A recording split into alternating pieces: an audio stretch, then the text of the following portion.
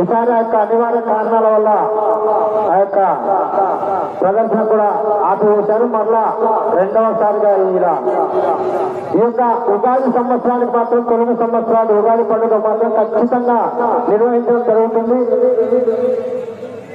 దాతల సంపూర్ణ సహాయ సహకారంతో గ్రామ పెద్దలు గ్రామ ప్రజల ఆశీస్సులతో హనుమాన్ యూత్ వారి ఆధ్వర్యంలో కనుగొని ఎరుగని రీతిలో ప్రతి సంవత్సరం కూడా ఆనవాయితీగా ఈ యొక్క రైతు స్తంభాల కార్యక్రమాన్ని నిర్వహించడం జరుగుతుంది. ఎక్కడ లేని విధంగా హనుమాన్ యూత్ ఫస్ట్ జత నుండి కూడా చివరి జత వరకు కూడా ఎక్కడ ఉన్నటువంటి వారు అక్కడే ఉండి ఒక రైతు స్తంభాల కార్యక్రమాన్ని చాలా క్రమశిక్షణలో నిర్వహిస్తున్నటువంటి గ్రామం కూడా కైలపల్ల గవర్నమెంట్ కూడా సమర్పణకంగా తెలియజేస్తున్నాం. దాదాపుగా హనుమాన్ యూత్ వాళ్ళు 80 మంది ఉంటారు.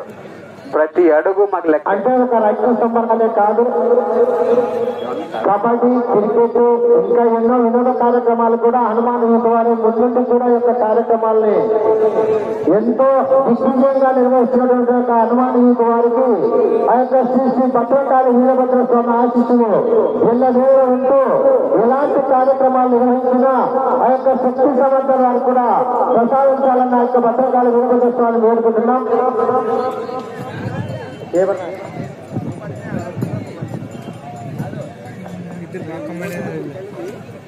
చాలా గంటలుగా కూడా చిరుకట్టుల వీరప్ప వీరభద్ర గారు స్టేజ్ నందుకు కర్రలు కూడా ఉచితంగా అందజేసి ఉన్నారు. అదేవిధంగా గొర్రెల కాపరి వారు ఈ యొక్క కర్రలకు వలలు కూడా అతికించడం జరిగింది. ఆ యొక్క వలలు మరియు 5,000 రూపాయలు కూడా యొక్క గొర్రెల కాపరి వారు కూడా అందజేయడం జరిగింది. వారందరికీ కూడా ఈ యొక్క కార్యక్రమానికి తమ వంతు సహాయ సహకారాలు అందించిన ప్రతి ఒక్కరికి కూడా ఆ యొక్క శ్రీ భద్రకాళి వీరభద్ర స్వామి ఆశీస్సులు వల్ల వేళ ఉండాలని సదా వేడుకుంటున్నాం.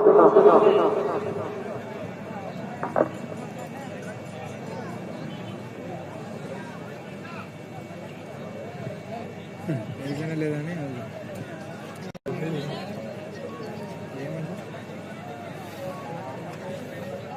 ఉండాల పోవాలి.